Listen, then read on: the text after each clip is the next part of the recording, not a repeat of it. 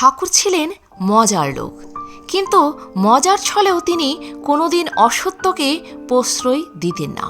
ঠাকুর একদিন যদু মল্লিককে বলেছিলেন, কি গো যদু, এত টাকা করেছ, এখনও টাকার লোভ গেল না? তাতে যদুবাবু বলেছিলেন, দেখো ছোট ভট্টাচ, ও লোভ যাওয়ার নয়। তুমি যেমন ভগবানের লোভ ছাড়তে পারো না, বিষয়ী লোক তেমনি টাকার লোভ ছাড়তে পারে না। আর টাকার লোভ ছাড়বে কেন বলো?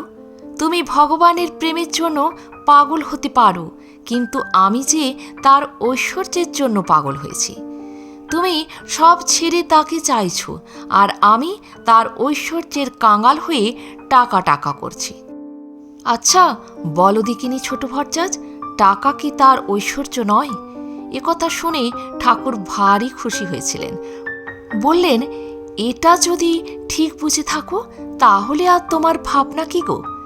তারপর তাকে জিজ্ঞাসা করলেন, কি গো যদু, সরলভাবে একথা বলছো না চালাকি করে বলছো? একথা শুনে যদুবাবু বলেছিলেন, সে তো তুমি জানো ছোট ভট্টাচ, তোমার কাছে মনের কথা লুকোতে তো পারবো না। জয় ঠাকুর। প্রণাম নিও। আজ এ পর্যন্তই। ভালো থাকবেন, সুস্থ থাকবেন। যদি ভিডিওটি ভালো লাগে একটা লাইক অবশ্যই করবেন। ধন্যবাদ।